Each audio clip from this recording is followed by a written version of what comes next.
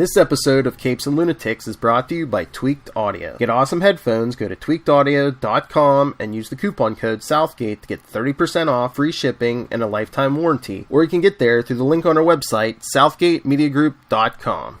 The recording has started. Hey, cats and kittens! Welcome to Superconnectivity. Yes, cats and kittens. I'm your host, Charlie, the Professor Esser, and with me, once again, is the face of a nation. Phil me and Perich. That's him. Yes. And there goes Tristan off to play in the front yard. I was going to say, face of a nation, I'm just Phil Perich. I'm no Tristan Esser. Well, no, he always wears a mask when he does his stuff. He's very protective of his anonymity. But you're just out there like Tony Stark. I am. Put your face on everything. Yes, there we go. Oh, yes. So, after third viewing of Infinity War, I can say definitively... Endgame. Oh, electric for Avengers galore. Cap does not take the shield back in time with him. So he obviously picks up the shield when he comes back to this timeline. Because probably what he does is he comes back to just before everyone starts, fighting, and then goes, steals the shield, and, Or they had somebody fixing it, and he just came, before he talked to Sam and Bucky, he just picked it up where it was being fixed. Or does it get fixed before? Does he take it? Did he maybe shrink it down with PIM particles? Was it in his pocket? That's a possibility. Was it in his pocket when he went back in time? Yeah. There are some inconsistencies with the PIM particles in this about how many they actually had. Because you saw they actually shrunk the ship. Yeah, but by the time he went back in time, everyone was back. PIM could have made more. Oh, yeah. No. I mean, no, I'm not saying... Oh, that he part. probably had a lot. Yeah, so maybe they had fixed it and he did have it shrunk down. It seems... basically, it's an odd fix. But yeah, but all we know is that his shield is not visible, broken or together, when he goes back in time. And I was listening to the interview that you had suggested on Smodcast with the writers of Infinity War. Yeah. They had made the statement that it takes removing an Infinity Stone from a universe to create a new alternate branch universe, which I don't think is supported by anything that in what they wrote. And of course, the Russos have a completely different view of it.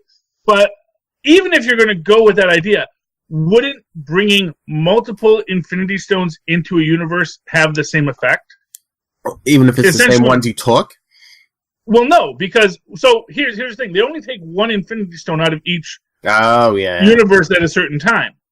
So, when he goes back to... As an example, when he goes back to give the Time Stone to the Ancient One, he's also bringing in an extra Tesseract and an extra Mind Stone and an extra Reality Stone and an extra Soul Stone. Yeah, but he's only there for probably just long enough to drop the Time Stone off, right? I don't know. But, if it's gone for a second, it creates an alternate universe. If it's there for a second, how is it not? And this might explain, as we said last episode, those booms, those little boom sounds you hear as he's dancing with Peggy, as he's just ripping up the time stream for his own personal edification and amusement. That was selfish, Steve. I'm telling you, he let that Steve just sit in the ice for 40 years. Yeah. And when he came out, and he says, "You've been living my life this whole time," he says, "Yeah, and I made sure they never looked for you." And he laughed evilly, because he is Hydra Cap. Now it can be revealed. I just wanted to see the whole time. I just wanted to see this discussion between him and the Red Skull when he had to take the Soul Stone back. Yeah, well, And again, if you give if you have to sacrifice a life to get the Soul Stone, if you give it back, do you get one back? Is that how we get our Black Widow movie? Well, it's entirely possible. And maybe that's what we get at the start. And maybe that's who he spent his life with. That's the thing. That is what I got to say. Everyone assumes he spends his life with Peggy Carter. Okay, possibly. But like I said, He knows there's another Cap in the ice. It's like when the Gibbon goes to Ape World, and Baron Blood is Gorilla Baron Blood is pretending to be Gorilla Captain America, and then the Gibbon realizes, oh, this is like our universe. I know where the real Captain America is, and Cap's going to be just like that. He's going to be like, oh, I know where I am right now, and I'm living that guy's life. And unless he is actually Hydra Cap, and it's like, nope, this is actually the closed universe, because I helped Zola take over everything because I was Hydra Cap the whole time. Yeah, but I mean, I know you don't want to believe this, but what if he was trying to keep the original timeline intact? And he's like, well, you know, I have to wake up at a certain point. I have to join the Avengers. I have to be there for Avengers 1 and 2. I have to be there for Winter Soldier, you know. Except he doesn't, because he already was. Yeah, but if he gets himself out of the ice early, then maybe he's not. He'll be an old man. Yeah, but they'll have a Bucky, and you know what? And there'll be other superheroes to take his place. That's the thing. You know, there's going to be a Captain Marvel. There is a Human Torch. We saw the big prediction. I bet you 1940s Human Torch gets his own series on Disney Plus. But we did see the Synthetic Man at the original Stark Expo. You know, I mean, all these things are there, and now, not for nothing, Disney can use the name Human Torch with impunity. No, for real. We know that there was always these things where they were like dancing around stuff with the Scarlet Witch, with Quicksilver, how they had to like sort of work out the deal. And they had that Synthetic Man, but they never went full Human Torch. Now they can. And because there was actually some discussion at the time that Fox was saying, hey, we have Human Torch, you can't do a Human Torch. And it's like, no, you have 60s Human Torch, we have 40s Human Torch. You know. But lots of things are possible when we get to Disney Plus. But no, I mean, I guess it's just for me, I can't believe that Cap would let himself sit in the ice. I really can't. I can't believe he would let, as an example, I can't believe he would let Bucky continue to be the Winter Soldier. Yeah. He knows he's alive. He knows where they keep him. You know, he knows the facility in Russia where they eventually take him. Now, maybe it's not built yet, maybe whatever, but he knows all this stuff exists. Unless he did create an alternate timeline, he did save Bucky early. I mean, well, that's the thing. Yeah. Maybe he just returned to this timeline. And so if it's an alternate timeline, maybe he did free the other Steve Rogers. Who knows? Yeah, but then it's like, well, unless maybe they're all into that Devil's Threesome thing. You know, my actual prediction is that if you want my prediction, well, not my prediction, but this is what I would do, is he's there with Peggy for like a year, and then somewhere along the lines he realizes he has to free himself from this timeline, and in that case, we don't even know which Steve Rogers came back. Mm-hmm. There's a crazy thought for you. Except this Steve Rogers knew Sam. But that could just been the other Steve Rogers telling him. You know? There's lots of things that could be possibilities here. But you know, I'm certain that he did an entire, and not for nothing, he could have founded the 60s Avengers with Ant-Man and the Wasp. You know, there's lots of things he could have done there. You know, this is my point. And I can't imagine Cap just sitting on the sidelines when he didn't have to. I know they already talked to Kevin Smith, but the writers of Endgame need to talk to Wes. Charlie has to ask questions. Many questions. Yeah, well, hey, you're in charge of getting these interviews, Philip. I will try. You will try. Yeah, you know, if you get the person that did craft services for Endgame. So how does, you know, Robert Downey Jr. take his coffee? Cream. Two sugars. What did Chris Hemsworth eat now that he could eat whatever he wanted? Oh, yeah.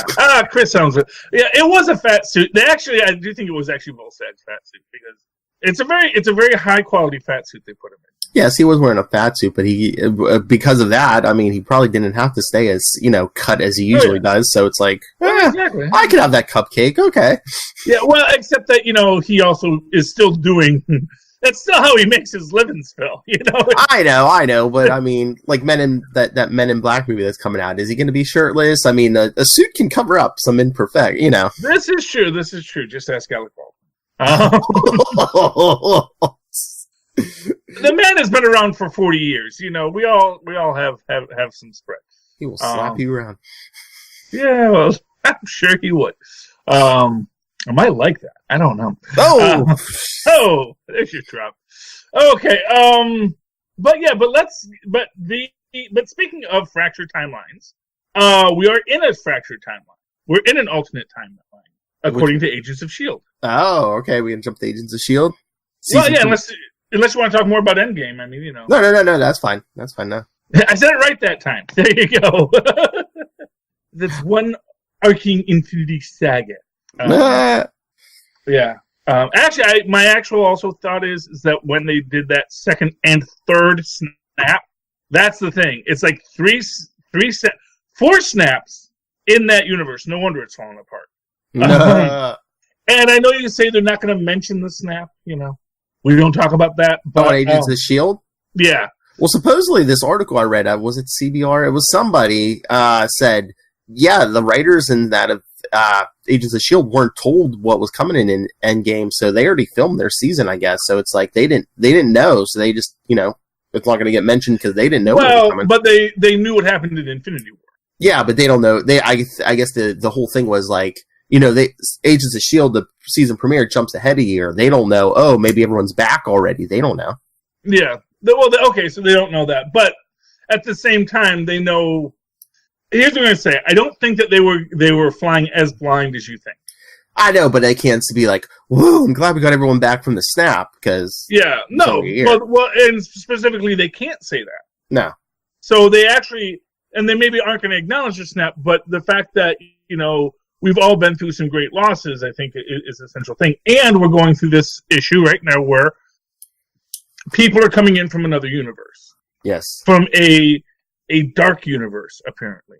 Because Coulson's a bad guy. Or maybe Coulson's just a good guy who wears black. And they don't got a plane, they got a big truck. From a post-apocalyptic world, maybe. Yeah, well, this is from one of the many universes in which, you know, I guess, one of those 14 million other universes where Tony Stark got the gauntlet, and that's when everything went to heck. What if it's like an alternate reality where, like, Graviton didn't win fully, but he still, like, kind of, like, half-wrecked the Earth? Something like that? Oh, yeah. Or, you know, just... I don't know. Graviton got the Infinity Gauntlet. Who knows? It seems like something big's going on, because they're like, what's a Coulson? I don't know. But it rings a bell. So, obviously, there's something. I think they might actually be people from the Framework. Oh. That maybe the Framework actually became real, because it was created using the Darkhold. Mm-hmm. This is the thing. That wasn't a computer program. That was reality. Yeah, that portal thing they came through seemed like magic to me. Yeah, well, exactly. You know, well, it all seems like magic. Because it is! Because all magic is science. Magic is science because it is. If it works, it means there's rules. There's rules, you know. What's not magic is, you know, gigantic butts coming out of cells to eat people. Doom Patrol. Doom Patrol, yeah. They do have a thing with butts in that show. Like, more so even than I have a thing with butts. They got a lot of butts on that show. I think that was their way of giving homage to maybe a lack of butts in Teen Titans. And maybe. I don't know. How do you tell the Nightwing story without butts? I don't know. Because I heard something. The butts aren't from the comic book. That's like a completely original TV thing, so... Yeah, well, you know, it's very... I actually think it's supposed to be a reference to the Forbidden Zone, which was a weird, who's the guy who, Oingo Boingo, who's the guy from Oingo Boingo? Does the music for, The Simpsons. Anyway, he has a film, it's on Tubi, called The Forbidden Zone. It is the craziest universe film, you'll ever see. Hervé Villechaize is the, king of the underworld in it. It's a lot of fun. Mm-hmm. And also a little disturbing because it is from like the is from a time before, like, you know, minstrelsy was as frowned upon as it is today. So there are some scenes where when you watch, you go, "Oh, this is not a good thing to do." Yeah. It's like, you know, I mean, it's done in certain ways that, you know, you can see. I guess it's supposed to be ironic, but there are also parts of it where you're like, man, this is like, you know, Mickey Rooney in Breakfast at Tiffany's. Yes, we all love Mickey Rooney, except for that. Oh goodness, but yeah. So, but when you go to the Forbidden Zone and that, you actually travel through a butt, and it is a very surrealistic thing. So I get the idea that maybe that's what they're trying to reference there. Maybe, or they're trying to reference Teen Titans Go, one or the other, because they do a lot of butts in Teen Titans Go too, and it has been very popular, Teen Titans Go. So maybe they're just trying to stick to the formula. But anyway, Agents of S.H.I.E.L.D. Agents of S.H.I.E.L.D. We're all over the place, Philip. Agents of S.H.I.E.L.D. So, Mac's director, May's more talkative. Yo-Yo is getting her groove on. Mm-hmm. And apparently behind Mac's back. Ooh. But, like, Mac kind of shut her out. But it's like, you know, why can't anyone ever have a good work-life balance? You know? And I like our new science director. Oh yeah. Who is also an older fat guy, and he's gay, and he's black. And did you you know, you got to have all kinds of people to save the universe. Did you catch where she said he taught? What school he taught at? Yeah, Culver University. Yeah. Yeah, Culver University. Yeah, that is the Empire State University of the Marvel Cinematic Universe. Well, yeah, isn't that? But isn't that for whatever reason they couldn't get Empire State University? Is that a Hulk related? Yeah, that's where the Hulk. Culver, that's where the Hulk's from. Yeah. I mean, they've actually mentioned Culver University before a few times, and in fact, pretty much any time. In fact, I think Selvig taught at Culver. Hmm. You know, because you do. You know, It's like the one university where they're doing that cutting edge research for comic book. It's where super science happens, and he apparently built the super science department. And now, as he says, I don't know if it's because I don't know if they're cutting me up because I'm old or because I'm an alcoholic. I love that, but it's like, you know, maybe you're onto something on both, you know. But I love that he's an imbibing American, like myself. Because since Tony Stark got clean, man, how many heroes do we have left? Oh goodness! But no, it's interesting, and so we were building our science department, and that's cool. So we're gonna get our super science. We see that basically, Simmons betrays her team, takes them to the Taiwan of the galactic cryo chamber universe, because that's where it was made. Wretched hive of scum and villainy. No, it's just a place where they bake stuff. It's going to be just a manufacturing world. It's like, yeah, we make cryo chambers, we make whatevers, and we see that Fitz is out and is apparently hopped up on some kind of neck juice. Oh yeah, his eyes went. Yeah, well, you know, that's. Hey man, he's having a rough go. Well, he thinks he has to make it to, you know, 74 years in the future. They have to catch up to him and say, no, you don't have to do that anymore. Yeah. Well, you think that news would have got that the Earth didn't explode? Well, or maybe, and like I said, if they ever, here's the thing, I think a few episodes in they're going to mention this now. I don't know. We'll see. I don't know, because half the universe, man, half the universe. You know, you can't just walk away from that, and you can't expect it unless there is this idea that actually they did defeat Thanos in this universe. This is one of 14 million other universes. Well, as we said, you know, it's entirely possible that the original timeline that they're from, they actually, you know, Graviton defeated Thanos because he blew up the Earth. You know? Yeah. I mean, small price to pay, but it saved trillions of lives. It's True. It's your basic incursion conundrum.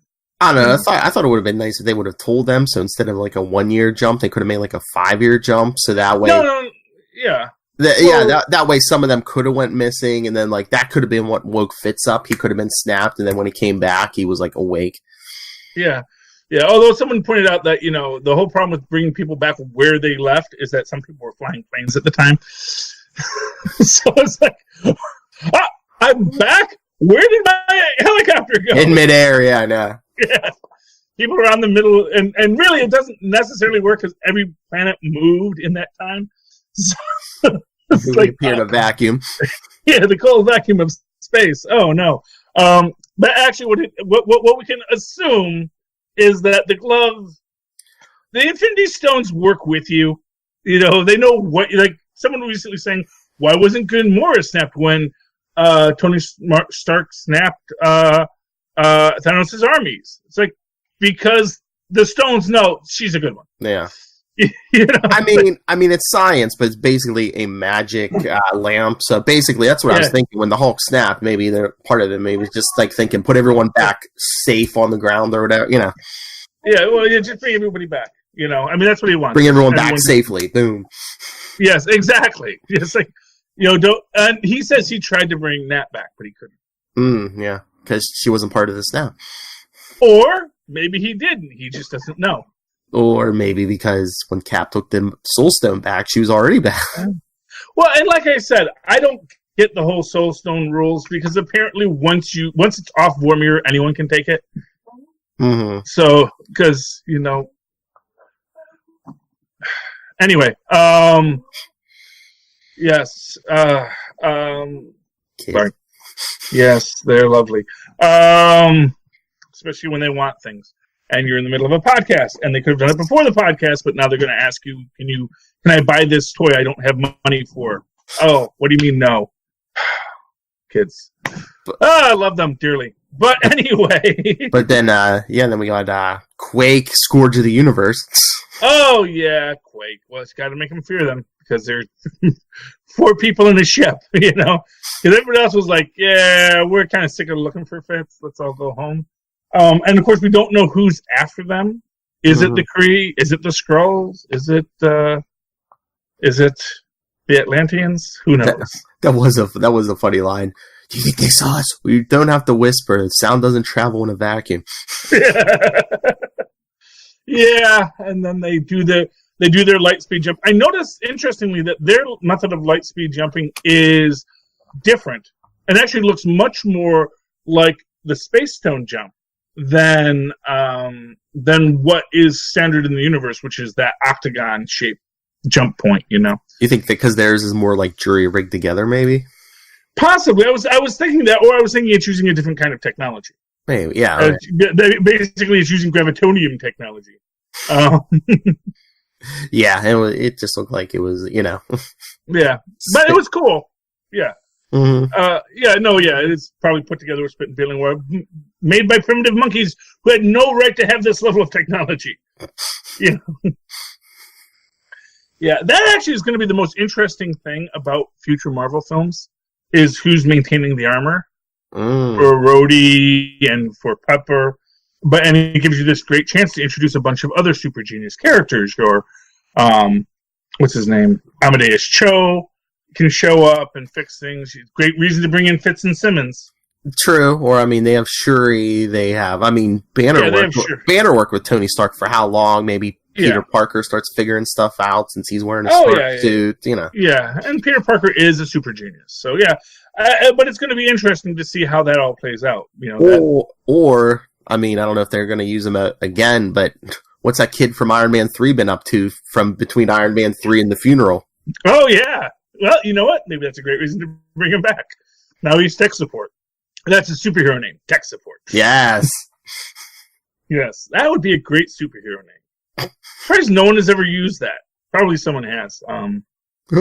But it is interesting. But no, I like that. I like when. Well, I don't like, but it's interesting when people are coming through and like they get stuck in something, and he's just like frozen there until the most dramatic moment. He's like, how did you not detect a heartbeat? Says he doesn't have a heart. He is made of concrete. Because he was part cybernetic. Yeah, well, what's interesting in all of that is I like the woman who says, "Oh, you're going to be a butterfly," which again makes me think there's some kind of reality stone going on here. Maybe. Because these are what they say. So we can't call them anomalies. We burned that out last year. It's yes. What if someone grabbed reality or Infinity Stones in that reality to try to either defeat Thanos or Graviton or both? Yeah. Well, who knows, man? Because not for nothing, they had time travel in Agents of S.H.I.E.L.D. before they had time travel. So basically, it's like this technology exists. That's like one of these things, like, where like, oh, PIM particles, they're so rare in things. But apparently all Thanos had to do was just put it in a replicator. Because he brought his whole army with him, probably microsized, through the microverse, and put him in orbit around the planet again, Because those are all the guys from 2014 who came back because they're like, oh, we're all dead in this universe. Fun. Yes. I was trying to think of anything else I heard in that. I mean, that interview was like over 2 hours long. I'm trying to think of anything they said that would I know there was a few things that caught my attention, but no, I can't remember for the life of me. Yeah, it's okay.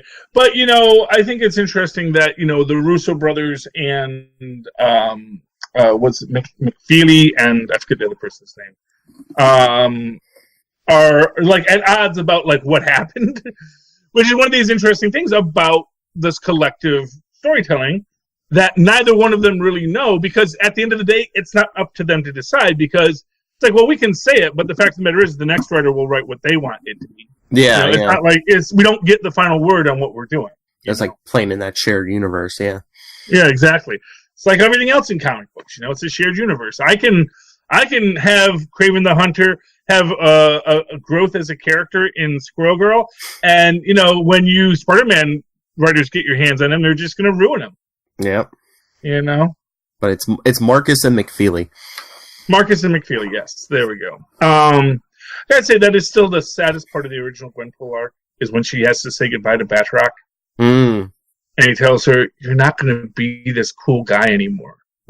You're going to be what they want you to be. And I'm really sad that I have to leave you because of that. You're just going to be bouncing your head off of Captain America's shield. You're not going to be cool anymore.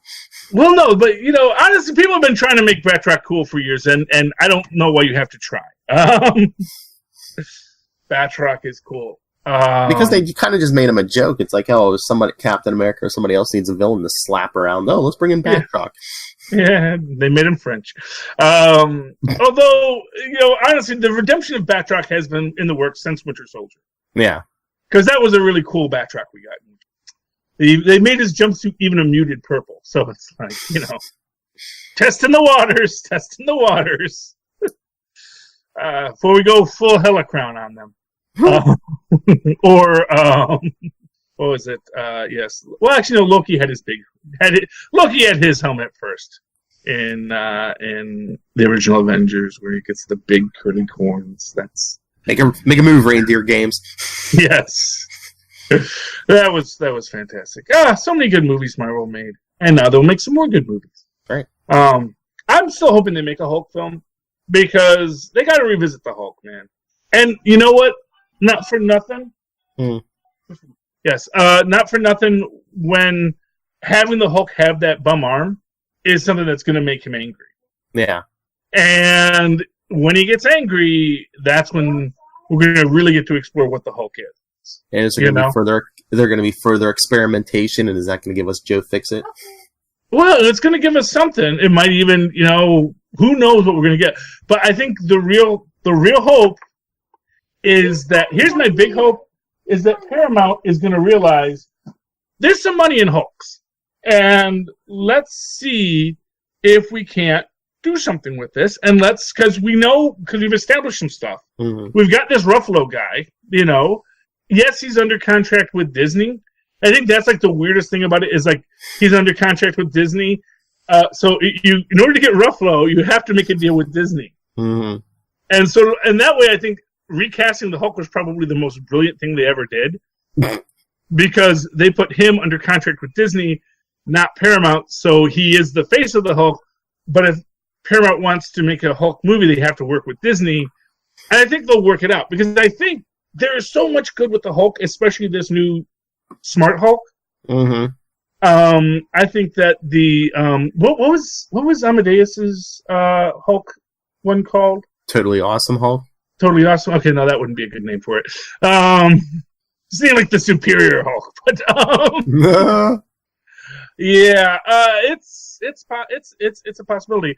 But as I say, they do call out that we are in an alternate timeline in Agents of S.H.I.E.L.D. And I do think that might be an interesting way that they're going to work it. Mm-hmm. Is this idea that actually the timelines have all split, and so there is a TV universe. It is highly connected to that other universe, but it's now in a split-off universe because this is a universe without the snap, perhaps because this is the universe where Thor went for the head. Oh. Because I'm sorry, when he says in 14 million universes we only win one time, it's like no, because I'm sure in 14 million universes Thor went for the head or the shoulder at some point. And it's an infinite amount of universes, so there could be more than 14 million. Maybe Doctor Strange just saw the first 14 million. Yeah, basically he said, okay, we're the ones where he looked at a bunch that ended poorly. Yeah, because as you say, it's an infinite number of possibilities, and it's like 14 million. It's like saying 14 million of infinity is the same as 10 of infinity. If said, I saw 10 different possibilities, and only one of them worked. I saw 14 million possibilities, and only one of them worked. It's like, well, how many other possibilities are there? Oh, infinite. I mean, honestly, that's like a drop in the bucket. If you just think about it, it's like, well, there are 14 million in which, from this point, what we're looking at now, where I didn't just, because not for nothing, there's like a billion other universes where Doctor Strange says, no, I'm going home, and opens up a door portal and walks home. Because as we saw, he can do that from the planet, too. Mm-hmm. It wasn't like, my powers are bound to Earth, or this, that. It's like, no, actually, I can just walk there. Because he brings Peter back from the planet then, too. So it's basically, once he makes the idea that he's going to stick with this idiot Tony Stark and come to this universe, it's like, okay, come to the planet. Then it's like, okay, so where do we go from here? But in like most universes, that may be all it was, is that, he went home. He went back to Bleecker Street and says, no, I got to keep the stone safe. I'm not going to let that idiot get my stone. What the heck? What, do you think I'm stupid? Let him have 5 of the dang stones. What's he going to do with that? It's like, it's going to be a jerk. He's already a jerk, He's a jerk with one glove. Yeah. He's Michael Jackson, basically. I'm sure he was a jerk sometimes. Yeah. Do you want... Yes. Want to talk Cloak and Dagger? Yeah, that's what I was going to say. Want to talk some Cloak and Dagger? Yeah, let's talk Cloak and Dagger, because that show finally made sense. Now, I'm sorry, all the jumping around in the person's mind, it's hard to watch when you're drunk. with all the records and stuff, yeah. Yes, but now it all made sense. Like, it all sort of comes to a fold in this final thing. We get a nice little drug aspect to their stories as well, with at least Dagger, since that is a reference to the original thing.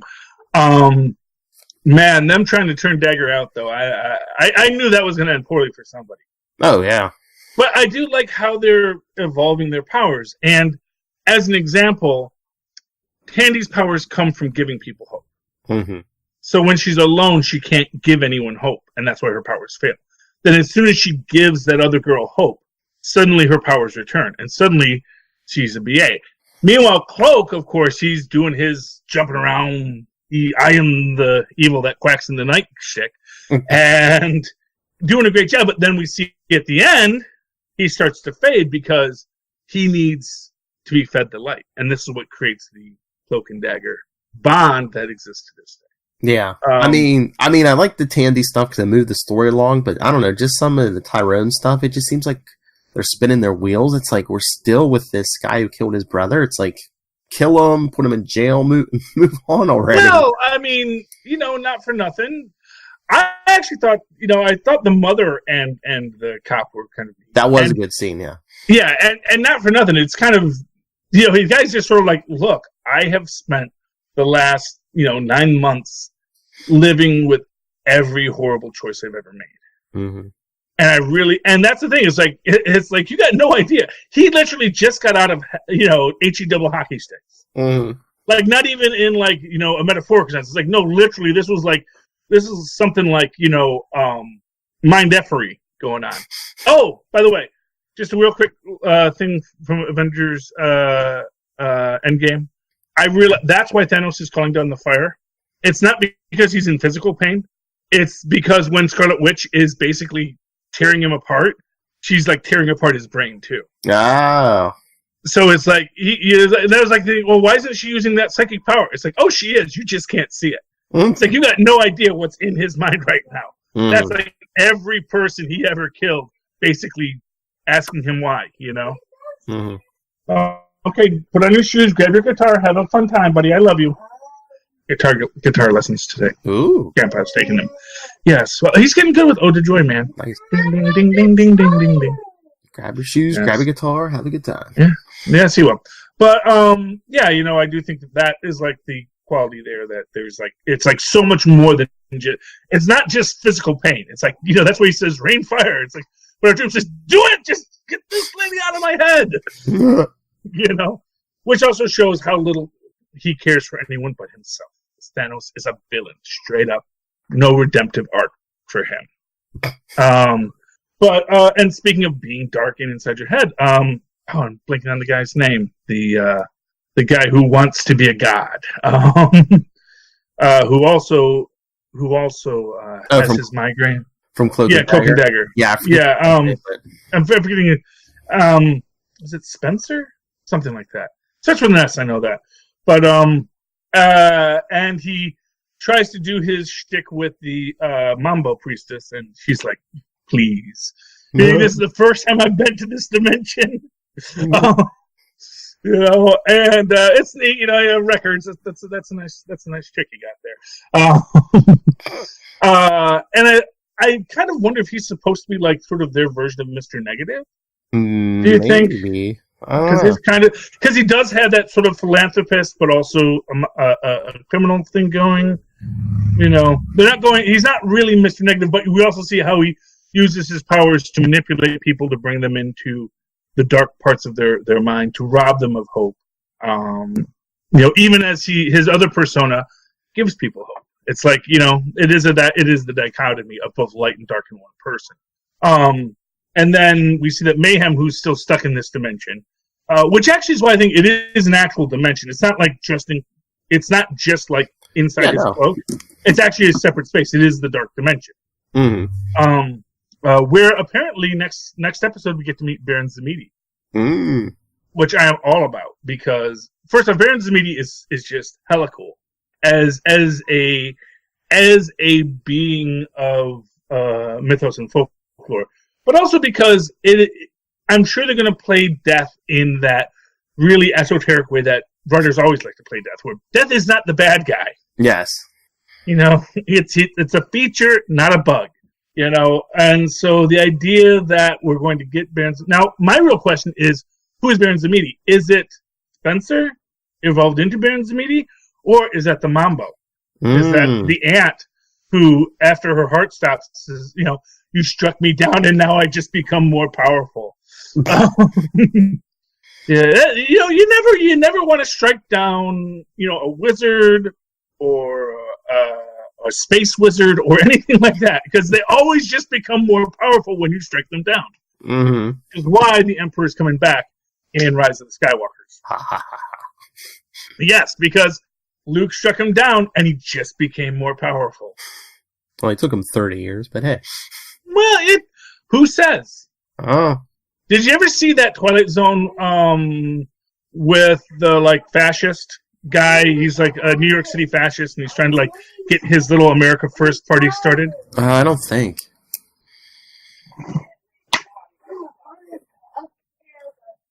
Sorry, said to deal with it. He's being goof-offy. He's not wanting to do what he has to do, and his grandpa's downstairs waiting. I'll do it. Kids. Video games, I know. Yeah. Phil's smart. He's in a room that he can lock a door on. I don't have one of those. I'm not like a billionaire like Philip Perich, the podcast king, with his house full of comic books, with his little man cave. No, that's okay.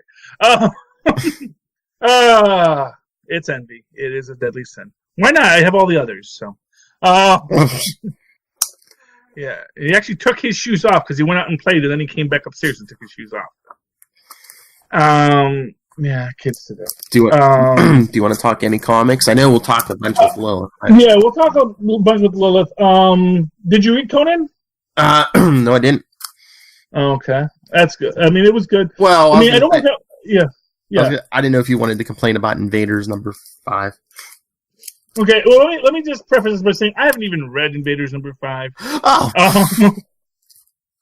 But it's like, I went through it because I was trying. Cause first of all, I'm trying to listen to the podcast. I'm trying to read, and my eyes are going because I'm old. And I realize I have to take off my glasses and hold the comic book like this. I think I have to I might have to get bifocals. But I'm sure it's a good story. But the way they get out of the whole Bucky got shot in the head thing really annoys me. And then, like I said, they're blowing up cities. It's like you don't need to go there. You don't need to always have things being blown up and having it go full on war. Not for nothing.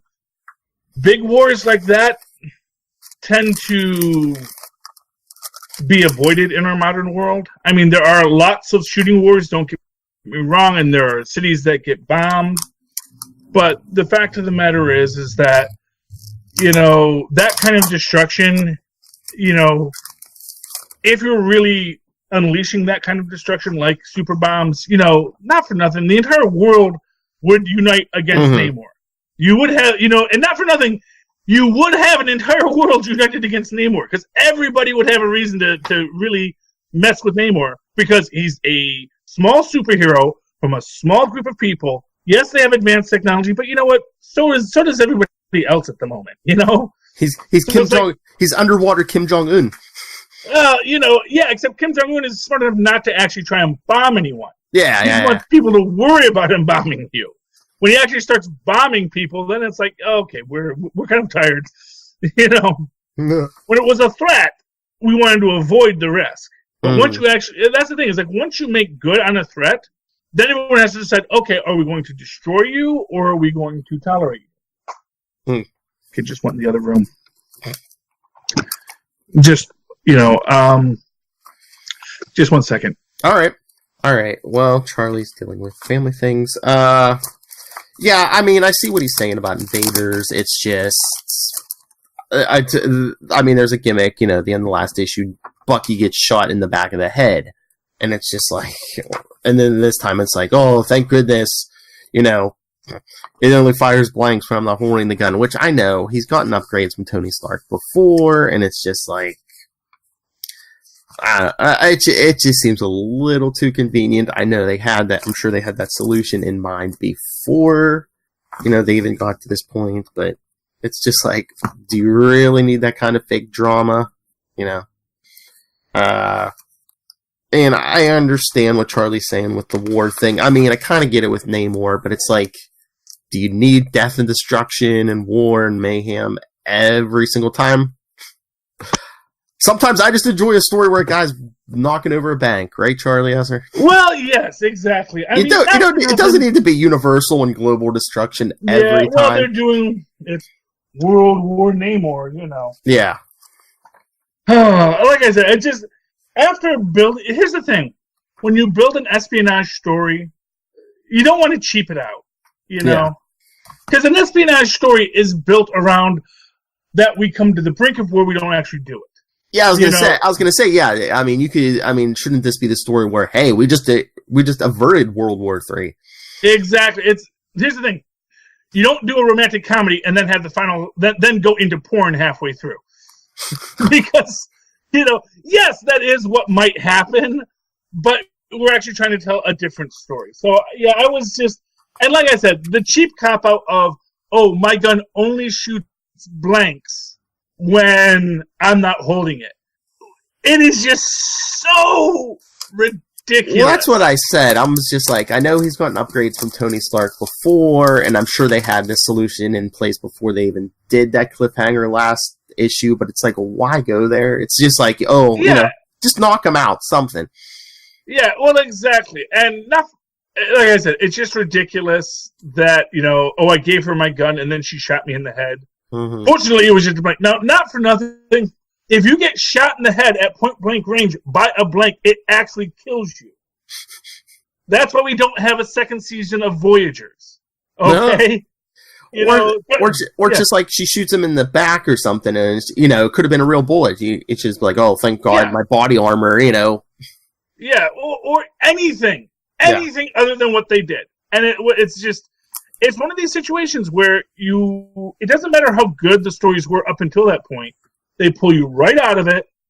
It's a Martha moment. Charlie Esser's done.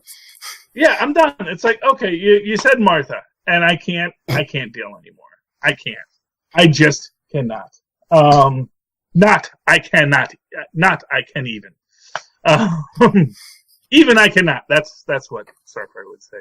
Oh, and I'm sorry you had to see me get all angry with my kid, but he was being schluffy. And yes, they should rob more banks.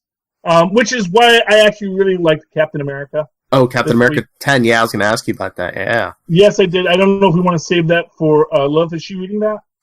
I can't remember. I mean, we can mention it a little bit. Yeah. Well, I just like the fact that they're not actual Nazis. That's like my favorite line from Cap. It's like, don't get me wrong, these are bad people, and I'm not soft on them in any way, but but an actual Nazi, Baron von Strucker, that's an actual Nazi, Mm-hmm. And I do, like I was saying, I do love punching them. Which, I mean, and we get the whole thing with Thunderball. I mean, he did show up when, in the last series of Black Panther when Ta-Nehisi Coates was writing that too. Is he trying to redeem Thunderball? Are we going to get a heroic Thunderball eventually, maybe? I'm sorry, what's his name, Philip? Thunderball? I'm sorry, Dr. Franklin. Dr. Franklin, thank you. Because that was his whole What's thing. the name of the doctor on Agents of S.H.I.E.L.D.? I forget. Was it Dr. Franklin? Is that Thunderball? I didn't think, but yeah, I don't know. It might be interesting if that was. Yeah. It's just Thunderball. That'd be great. That would be cool. That would be awesome. Because not for nothing, Thunderball actually was a super genius. Why he turned to crime, we don't know. Was that Asgardian magic? Yeah, Asgardian magic. Asgardians. And that's only because they all held the. Well, I think he probably has like a Scott Lang kind of story where he turned to crime because being smart didn't pay the bills, man. Mm-hmm. Had a PhD and MBA, but now he's waiting tables because there's bills to pay. But he never got nervous with the tool, so he did not wind up on his back in a bloody pool. Okay. Anyway, we'll look it up and we'll get back to that because you know what, Philip, we got to talk to Lilith in a minute. Oh yeah. For Capes of Lunatics. Before we talk to Lilith, it's like we got another show to do. Unless she said she's running late, which I haven't seen anything. All right. I haven't seen anything yet. Yeah, and we may need to take a libation break, so an evolution break. Evolution. Wash your face. I think that's evolution. That means you have to pee. I don't know. Yeah. Well, libation would be drinking things. I know. I'm already doing, which is why I need to now do an ebullition. But Philip, if people would like to talk to you, whether or not it's ebullition or libation or emoluments. Oh wait, I did get a message. She is running late. Oh, there we go. So we got a few more minutes, so we can figure out if that was Thunderball on Agents of S.H.I.E.L.D. I was looking it up. Would be awesome. I didn't see it would be awesome. So I'm going to have to rewatch it now because I told my wife, don't delete that from the DVR because I want to watch it again. And because you got to rewatch these things at least 2 or 3 times before you podcast about it. Yeah. But yeah, so it would be very cool if that is Dr. Franklin from Thunderball. That it's like old Thunderball because that's what's great about the MCU is they will have characters that are from the current thing, but they'll put them in the 40s, and it's like, well, this was him when he first appeared in the 60s, and he was Dr. Franklin, and then time. So you can go do that. You can do your disco your Disco Hustler storyline, you just said it in the 60s, and now it makes sense, and he just fought a different hero. And I'm still waiting for them to bring back Dominic Fortune. Mm. I really want to see that pilot, Marvel's Most Wanted. Back, and we know no Orville this week. That was sad. No, because, the season's over, so. Yeah. Oh, well, it'll come back next season. Anyway, any final thoughts on anything this week, Phil? I don't think so. Plus, again, we'll have another show if we have anything we want to really discuss. Oh, yeah. Yeah, and not for nothing. I'm going to talk about this there, too. But look, can you read that? No, I was having trouble. Okay. Alternate Comics says, hey, submit us your short stories. They look if they want stories and art, or if they just want short stories. If they just want short stories, I can write a short story. Nice. 1 to 10 pages, and I got like 20 of those, so I'm going to try and write for Alternate Comics. And see what I would write if I could write. And who knows, they may have like 10 artists and no writers, Mm-hmm. Which is always an issue with comic books. It's like putting the words and the pictures together is where it gets hard. But okay, Philip, let us go ebulliate. And in the meantime, if people would like to ebulliate with you, how can they do so? Whoa. Well, you can always get a hold of me, nightwingpdp@gmail.com. On Twitter, I am @nightwingpdp. And you can always get a hold of Capes and Lunatics. We're on Facebook or on Twitter. You can always email us, capesandlunatics@gmail.com. The voicemail, 614-382-2737. That's 614-38-CAPES. And make sure to check out Work in Progress, capesandlunatics.org. And, of course, you can always write to me in that old-fashioned email way the way our Maz and Paz once did at superconnectivityblog@gmail.com. That's superconnectivityblog, all one word, @gmail.com. And, of course, follow me on the Twitter as I live tweet things when I'm home in time, too. @CharlieHesser. That's CharlieEsser. Look for the 2 E's in the middle. For quality. Bing! There you go. Okay, ladies and gentlemen, thank you for super connecting with us tonight. Please super connect with us again, unless you're in an alternate dimension, or from that dimension that Mysterio is from. Or he's just lying about it is Mysterio. Yeah. I see giant monsters. I'm like, this is all Mysterio gag. It's illusion. Yeah, but you know what? They're really going to reveal the whole multi-dimensional thing in a trailer? Come on. No, my big prediction is he's a Skrull. And he's just using advanced Skrull technology to fool people into thinking he's a hero. Maybe. Somehow he's tricking people. Because it's like, you're going to do that big reveal of the multiverse in a trailer. I don't think so. It's the 4 Skrulls that tried to invade. They got left behind after they got done being cows. One said, okay, I'll be Mysterio. You guys just turn into you be a water monster, you be a sand monster, and then we'll fight.